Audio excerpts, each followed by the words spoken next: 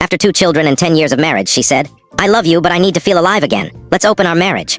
I stayed silent, but when she packed a bag for her weekend getaway, she returned to find empty wardrobes and divorce papers waiting on the kitchen table. A decade, that's 2 kids, a mortgage, countless inside jokes, and a million small moments that stitch 2 lives into one.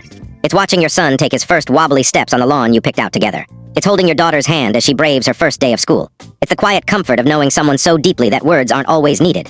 I thought our life was a castle, built stone by stone with shared dreams and sacrifices. I was mistaken. It was a fragile tower, and my wife Sarah was about to topple it with one shattering breath. The conversation happened on a mundane Tuesday evening.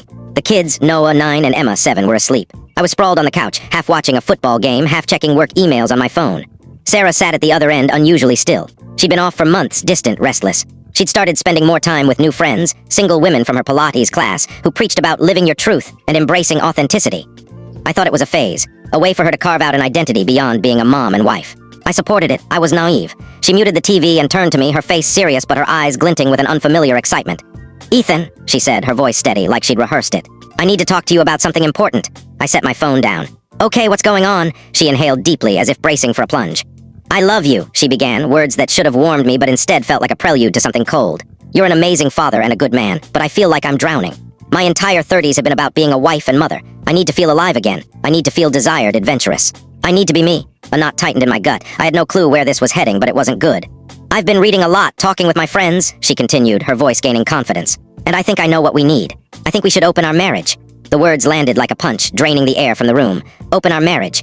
It was a concept so foreign to the life we'd built that it felt like a line from a bad movie. Something that happens to other people, restless, shallow people in distant cities.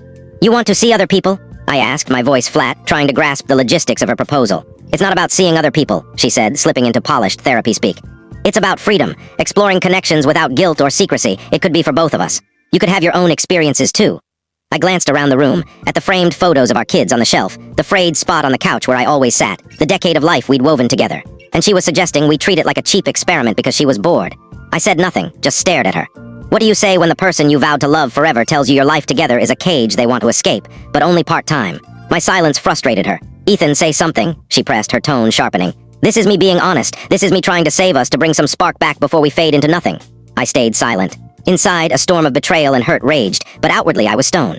I was thinking of the nights I'd stayed up with a feverish Emma, the weekends I coached Noah's soccer team so Sarah could have a break, the promotion I passed up to be home more, the countless sacrifices, big and small, you make for family. And this was my reward, a request for a free pass.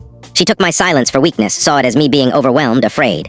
She was partly right. I was afraid, but not of losing her. I was afraid of the man I was about to become. Please like and subscribe Meesha's Revenge for new stories.